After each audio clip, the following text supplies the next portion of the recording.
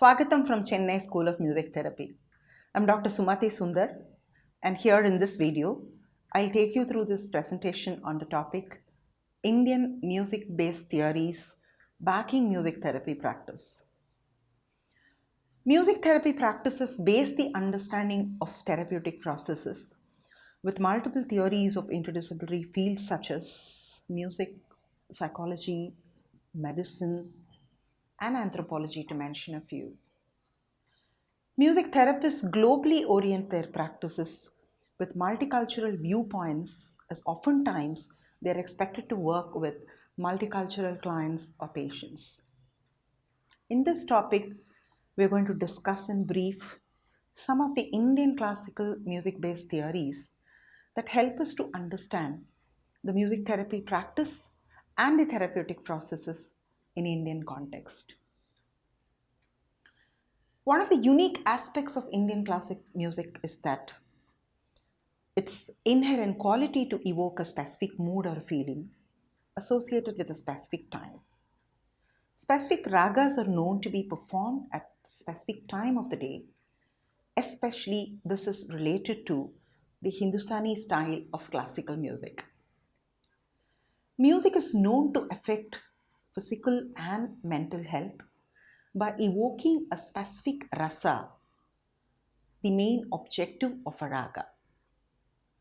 The rasa is expressed by the raga, which denotes a specific mood or a feeling or emotion. And we can say rasa is an expression of bhava, which is the state of mind, and this is a term equivalent in psychology to be the affect, which is a spectrum of temperament, mood, feelings and emotion, and thus raga is an expression of the state of the mind, the bhava, through rasa. And this understanding exists as detailed by Natya Shastra, the first Sanskrit treatise on performing arts, explaining about the rasas, which is also the oldest surviving ancient Indian work on performance arts, dating back around 2nd century BC. The Nava rasas or the 9 rasas associated with Indian classical music are Shringara rasa, Veera rasa, Karuna rasa, Hasya rasa, Raudra rasa, Bhayankanaka rasa, Bibhatsa rasa, Adbhuta rasa, and Shanta rasa. It's also considered that each note has a sonic body and a psychic form, which has a specific emotive appeal and depicts a rasa in a raga. The primary note of a raga determines the rasa of that raga and has a power to bring about the mood or the emotion of the raga. The understanding of a specific raga to be performed at a specific time of the day to positively impact the psychophysiological changes happening in the body and the mind on a daily basis existed as early as in the 13th century BC as per Sangeeta Ratnakara, a Sanskrit treatise written by Sarangadeva. And this treatise is considered as a definitive test by both Carnatic and Hindustani styles of classical music. The music traditions developed taking into consideration the principles of Ayurveda, the Vedic system of medicine, and the Tridosha cycles of Vata, Pitta, and Kapha in the 24 hours of the day, regulating both physiological and psychological characteristics of the human system, which also vary through the different times of the 24-hour cycle according to the modern science of chronobiology. Thus, the use of music to ensure a resonance between the mind and the body for a positive impact on the overall health and wellness exists as an Indian tradition. This understanding has further paved the way for the postulation of time theory of ragas. The time theory of ragas, propounded by Pandit Bhatkhande, allocates various Hindustani classical music ragas in different time zones of the day, depending on the primary notes, which are called the Vadi Swaras, depicting specific moods of the ragas. The theory postulates that each note has a specific mood to be manifested in the form of rasa of the raga, which determines the suitability of the raga to be rendered in that specific time and bring about the appropriate positive psychophysiological changes. The time theory of ragas is still in practice in Hindustani music performances, but however, South Indian Carnatic music performance traditions do not follow strictly the time theory of ragas. Yet, there's an agreement that there is an expression of a specific mood or an emotion for a specific note. But only thing is that the time component is not expected to be strictly followed for rendering the ragas as per the South Indian classical music performance traditions. Also, mood research by psychologists have established the diurnal nature of the moods and that the mood is the perceptual filter for emotions. Low moods and depressive feelings are worst in the morning, which may become better as the day progresses.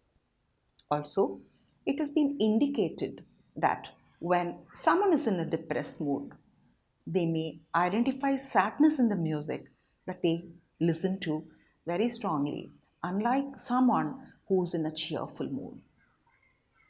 If you look at the time theory of ragas, the morning ragas indicated heaviness and soberness, and the evening ragas indicated cheerfulness, which coincides with the mood research. And this explains the relationship between perceived emotions and felt emotions in the therapy process and how it's important for the therapist to consider the mood of the patient or the client and also plan meaningful musical experiences during the therapy sessions. The current understanding of the principles of mind body medicine also suggests that our thoughts and emotions positively or negatively influence our health through mind body interactions. That the mind and the body are not separate units and they influence each other.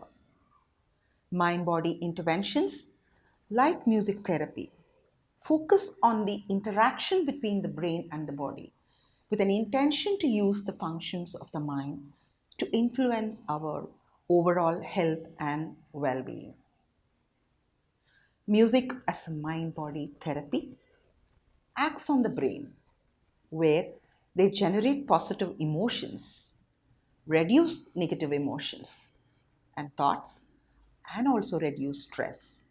This results in health benefits through the brain body information transfer systems. So, on one hand, chronobiological studies confirm the diurnal change of moods over the day, which is also confirmed by the musicologist's idea of the time theory of ragas, and the music psychologist's research findings also indicate that there is an inherent quality of raga which expresses specific emotions, and hence the receptivity of ragas is more effective at a specific time of the day. On the other hand, the time theory of ragas take into consideration that both the moods and the physiology follow a cyclical and predictable rhythm through the day, which could be influenced positively by the inherent nature of the notes of the raga, having a specific effect on specific time of the day. These findings, along with the principles of mind body medicine, provide a preliminary scientific basis for understanding time theory of ragas and rasa theory, understood through the Indian music traditions to explain the therapeutic processes in an objective manner.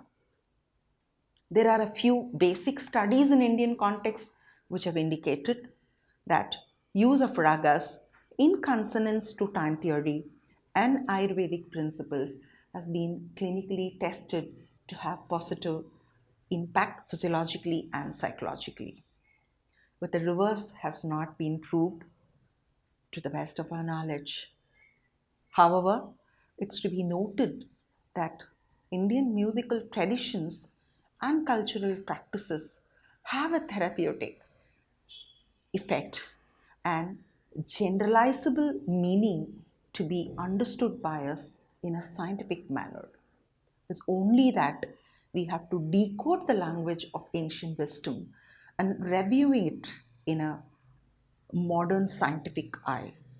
Also, these practices are not to be considered as mere healing practices, which are only subjective, and more research is needed to endorse these inherent therapeutic quality of Indian music.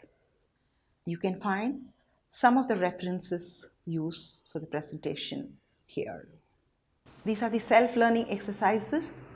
You can try to understand the relationship between the perceived emotions and how you feel them. Go through these exercises, which will be helpful for you to understand what we were trying to learn in this video. Thank you very much for the patient hearing.